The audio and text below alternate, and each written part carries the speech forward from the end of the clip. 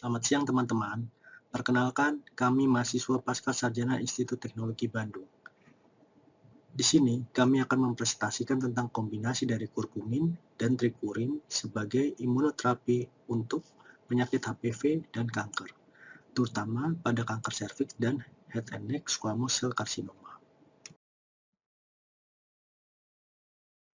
Tim kami beranggotakan 2 orang, yakni terdiri dari saya sebagai Michael dan Kak Noviana. Sebelum membahas tentang terapi kombinasi kurkumin dan trikurin serta studi kasusnya, saya akan mencoba mempresentasikan teori tentang HPV, kanker serviks, dan head and neck squamous cell carcinoma atau yang kita kenal sebagai HNSCC. Pertama, kita akan membahas tentang HPV, di mana HPV merupakan singkatan dari Human Papilloma Virus. HPV merupakan virus deoksiribonukleik acid atau DNA, famili dari Papillomaviridae. Nah, pada gambar ilustrasi sebelah kanan, dapat kita lihat gambaran dari virus HPV itu sendiri, di mana ciri-cirinya adalah virus HPV tidak memiliki envelope, dan dia berdiameter 60 nanometer serta mempunyai kapsid icosahedral. HPV juga mengandung DNA sirkuler dengan untaian ganda, di mana bisa kita lihat HPV mempunyai 8 open reading frames atau RF dan dibagi menjadi gen early atau E, di mana mensintesis 6 protein E, yaitu E1, E2, E4, E5, E6, dan E7, yang banyak terkait dalam proses replikasi virus dan onkogen, serta gen LED atau L, yang dia mensintesis 2 protein L, yaitu L1 dan L2, yang terkait dengan pembentukan kapsid. Tip HPV itu sendiri dibagi menjadi 2, yakni oncogenic atau risiko tinggi atau dengan sebutan high risk. Nah, yang termasuk tipe ini adalah tipe 16, 18, 31, 33, 34, 35, 39, 45, 51, 52, 56, 58, 59, 66, 68, dan 82. Sedangkan yang termasuk tipe risiko rendah atau low risk, yakni tipe HPV tipe 6, 11, 42, 43, 44, 54, 61, 70, 72, dan 81. Sedangkan HPV yang sering menyebabkan kanker serviks yaitu tipe HPV 16, 18, 31, 33, 45, 52, dan 58. Nah, HPV sering terjadi pada wanita, 75% sampai 80%, dan itu terutama pada usia muda.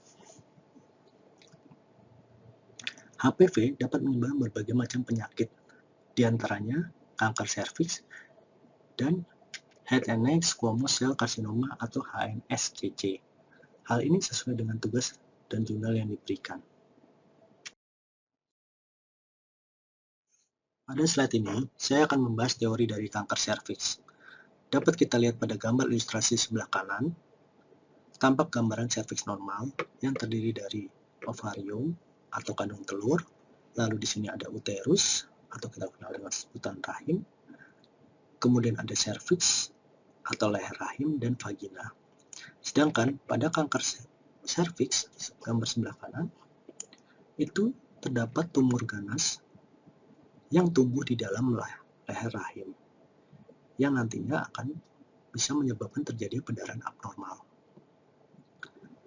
Nah, epidemiologi dari kanker serviks itu sendiri itu terjadi di Singapura sebesar 25% pada ras Cina, 17,8% pada ras Melayu, dan 23% pada ras Thailand per 100.000 penduduk. Di Amerika, 3.700 kasus meninggal pada tahun 2006. Dan di Indonesia sendiri, kanker serviks 15.000 kasus per tahun, di mana 50% yang meninggal. Datanya diambil dari tahun 2017. Faktor risiko terjadi kanker serviks paling besar adalah infeksi HPV, Human Papilloma Virus. Nah, ini biasanya tipe 16 dan 18. Lalu kemudian kanker serviks itu paling sering terjadi pada wanita usia di atas 15 tahun atau berkisar antara 25 sampai 64 tahun. Biasanya ini berkaitan dengan hubungan seksual. Kemudian kanker serviks juga bisa terjadi pada wanita yang diet makanan rendah beta karotin, retinol atau vitamin A, vitamin C, dan vitamin E. Kanker serviks juga bisa terjadi pada wanita yang terkena gangguan sistem kekebalan atau imunokompromis.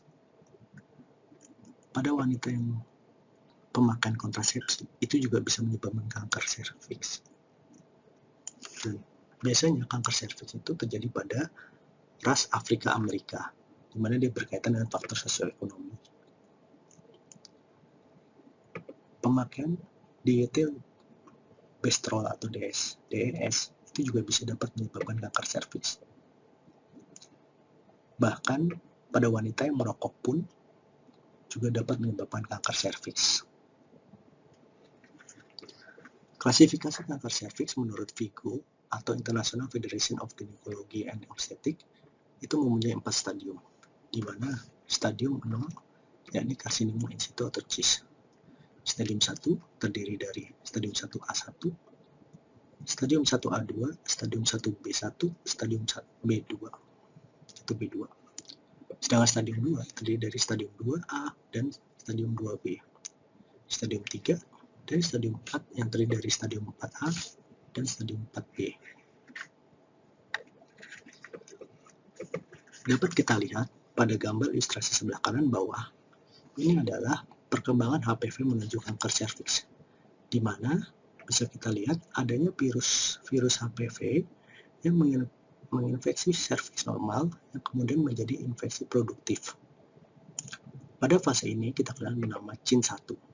Kemudian virus HPV dapat berkembang secara progresif menjadi CIN2, kemudian CIN3 yang kita sebut dengan lesi prekursor. Nah, apabila pada fase CIN3 ini tidak diobati, maka lesi akan berkembang menjadi lesi invasif yang kita kenal dengan kanker. Namun, apabila pada fase CIN3 ini diobatin, maka lesi akan bisa berkurang menjadi CIN2, kemudian CIN1 dan sembuh. Bahkan biasanya pada fase CIN1 itu apabila dia tidak berkembang, lesinya dia bisa sembuh sendiri. Dan perlu kita ingat, CIN ini bukanlah suatu penyakit kanker. Jadi CIN ini merupakan kondisi sebelum terjadinya kanker. Belakangan ini, kanker serviks sudah dapat dicegah dengan deteksi dini dengan cara pap smear test. Kemudian, menurut WHO, IDAI, dan PAPDI, itu pemberian vaksin HPV pada wanita usia 9-13 tahun dan maksimal pada wanita umur 55 tahun itu dapat mencegah terjadinya kanker serviks di kemudian hari. Pada slide ini, saya akan membahas sedikit teori tentang Head and Neck Squamous Cell Carcinoma atau HNSCC, di mana kanker ini merupakan kanker yang mengenai sel squamosa pada daerah kepala dan leher. Dapat kita lihat pada gambar ilustrasi sebelah kanan, di mana regio yang paling sering ditempati oleh HNSCC yaitu meliputi rongga mulut sebesar 23,5%, kemudian ada nasofaring, orofaring di 35,6%, hipofaring, dan pada laring sekitar 24%. Epidemiologi kasus HNSCC itu ada 550.000 kasus dengan angka kematian 300.000 tiap tahunnya menurut WHO 2014. Sedangkan di Amerika 40.000 kasus per tahun dan sekitar 7.890 meninggal dunia. Kanker HNSCC itu paling sering terjadi pada laki-laki dibandingkan wanita. Rasionya 3:1 dengan usia sekitar umur 40 dan 50-an. Penyebab kanker HNSCC itu bisa paling besar disebabkan karena perokok. Kedua adalah peminum alkohol, ketiga karena infeksi Epstein-Barr virus, dan yang keempat adanya infeksi dari HPV. Nah, namun ada yang membedakan antara kanker yang terjadi karena HPV dengan yang lain. yakni dia mempunyai ciri khas, itu biasanya pasien itu mempunyai perubahan perilaku seksual. Lalu pada pasien kanker HNSCC karena infeksi HPV, itu pasiennya akan terdapat serum antibodi terhadap protein HPV 16, L1, E6, dan E7. Kemudian, pada pasien HPV positif HNSCC, itu juga biasanya umurnya cenderung lebih muda dan memiliki asupan tembakau atau alkohol yang lebih rendah. Selanjutnya, untuk kombinasi terapi kurkumin dan trikurin akan dijelaskan oleh teman saya.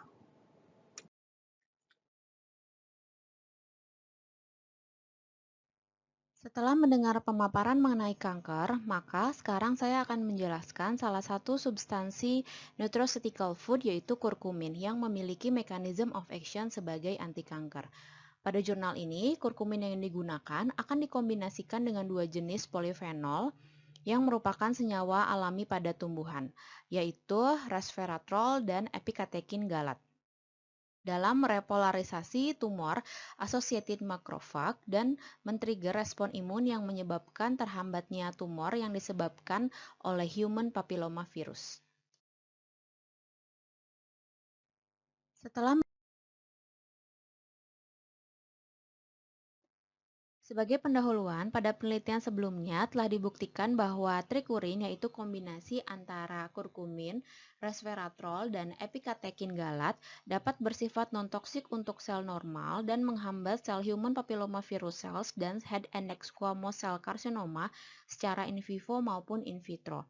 Kombinasi trikurin tersebut dilakukan untuk mencapai kestabilan pengambilan kurkumin oleh darah. Namun, pada penelitian lainnya terjadi degradasi secara in vivo pada trikurin sehingga diketahui bahwa pada plasma konsentrasi trikurin hanya mencapai nanomolar sehingga bersifat subletal pada sel tumor. Pada penelitian ini ingin dibuktikan bagaimana efek trikurin apabila digunakan langsung pada jaringan tumor dengan melihat bagaimana repolarisasi atau konversi Human Papillomavirus Tumor Associated Macrophage atau TAM untuk dari variasi M2 ke variasi M1 macrophage. Yang kedua adalah untuk melihat bagaimana trikurin akan mengaktifkan natural killer cell dan cytotoxic cell limfosit yang bersifat anti tumor. Sehingga hipotesisnya nanti akan diamati bagaimana aktivitas trikurin dalam membangkitkan respon imun innate dan adaptif pada sel tumor.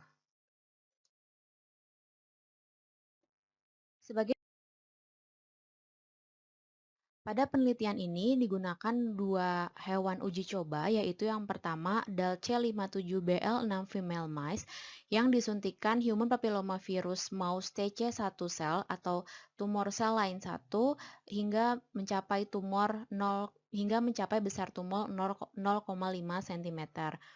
Kemudian pada mencit tersebut dibagi menjadi 3 kelompok treatment.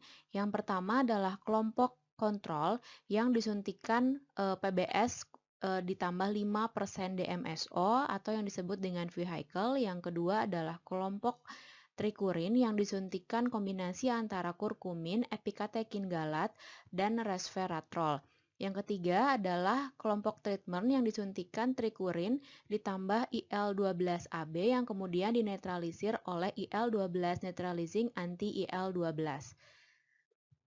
Selanjutnya, dilakukan analisis dari ketiga kelompok tersebut menggunakan immunostaining for flow cytometry menggunakan antibodi berikut ini. Kelompok kedua yaitu adalah menggunakan atimic nude mice yang disuntikan head and neck squamous cell carcinoma hingga mencapai besar tumor yang diinginkan. Kemudian mencit dibagi menjadi dua kelompok. Yang pertama adalah kelompok vehicle atau kontrol yang diberikan PBS ditambah 5% DMSO. Yang kedua, kelompok kontrol kedua adalah yang disuntikan trikurin, kombinasi kurkumin, epikatekin galat, dan resveratrol yang selanjutnya dilakukan analisis menggunakan immunohistochemistry menggunakan antibodi berikut ini.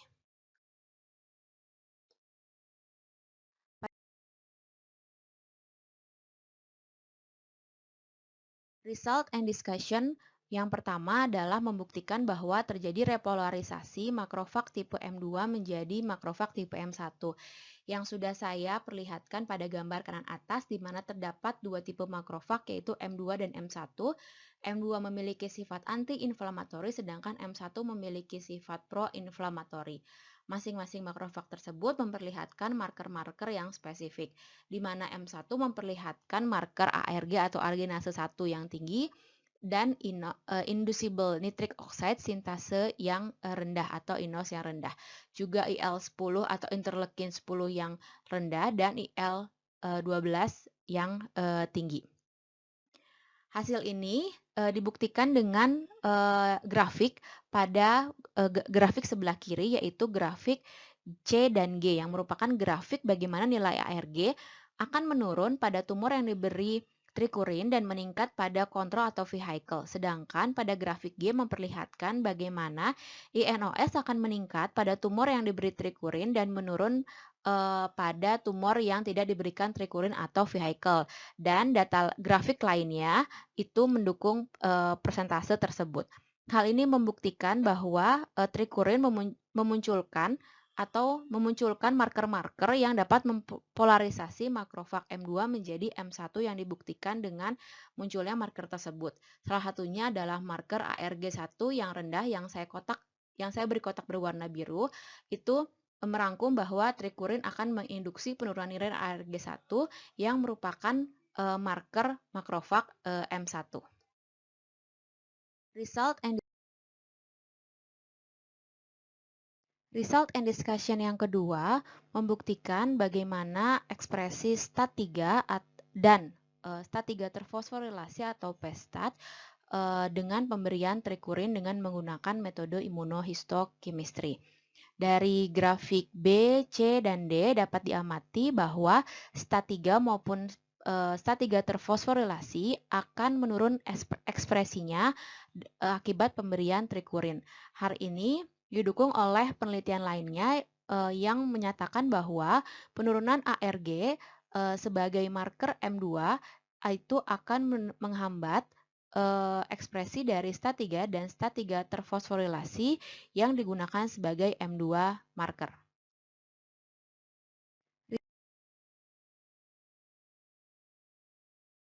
Result and discussion yang ketiga menggunakan protein STAT1 dan STAT1 yang terfosforilasi.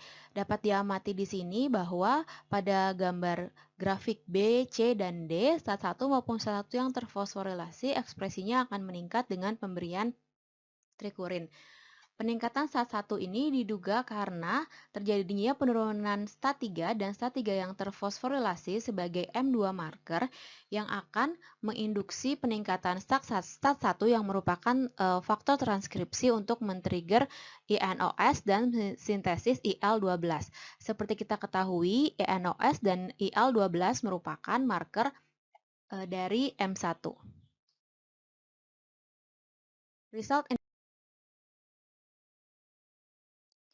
Pada result and discussion yang keempat, digunakan protein NF-kB dan NF-kB yang terfosforilasi. Dalam hasil ini, dapat dilihat pada gambar B, C, dan D, terjadi peningkatan ekspresi dari NF-kB dan NF-kB yang terfosforilasi dengan pemberian trikurin. Hal ini diduga karena penurunan STAT3 dan STAT3 terfosforilasi akan meningkatkan STAT1 dan NF-kB. NF-kB dan STAT1 akan saling mendukung dan akan berikatan pada enhancer elemen pada INOS, gen INOS yang merupakan marker M1.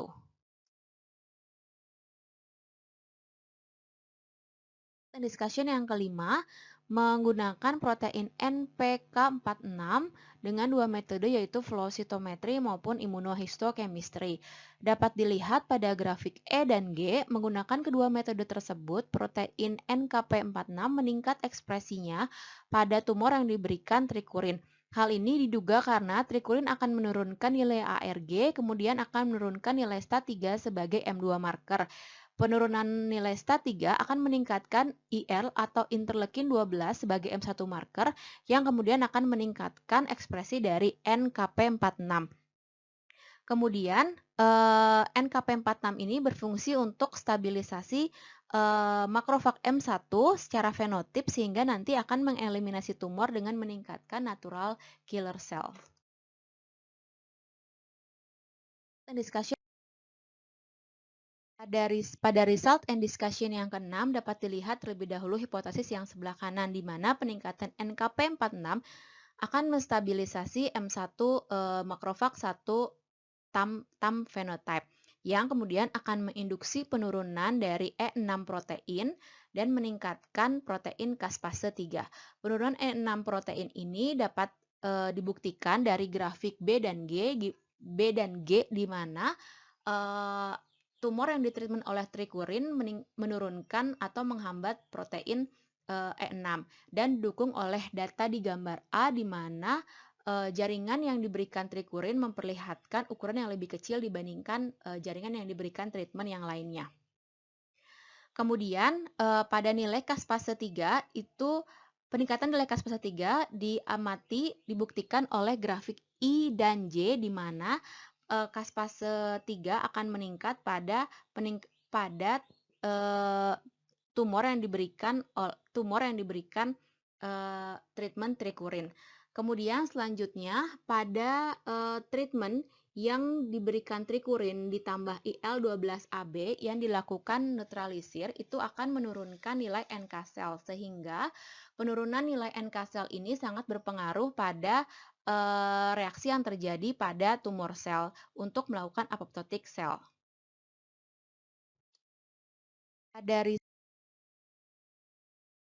Pada gambar ini saya menambahkan satu jalur hipotesis bagaimana sinyalisasi kurkumin dalam meningkatkan apoptosis sel kanker. Yang pertama, untuk jalur penghambatannya saya berikan tanda panah berwarna merah. Yang pertama yang paling kiri, kurkumin akan menginduksi caspase 3 untuk melakukan apoptosis. Yang kedua adalah kurkumin akan menginduksi jalur dari NF-kB untuk meningkatkan NF-kB dalam proses apoptosis sel. Yang paling kanan yaitu kurkumin akan menghambat jalur STA3 sehingga terjadi apoptosis sel dan menurunkan proliferasi dari sel kanker.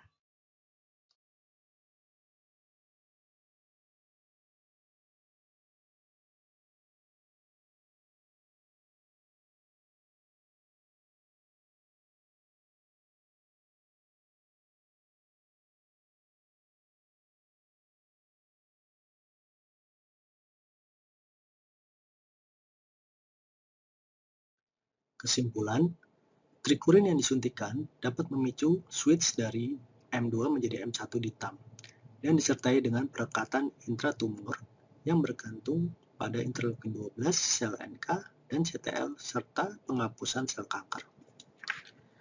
Demikianlah presentasi dari kelompok kami. Mohon maaf apabila ada kekurangan. Terima kasih.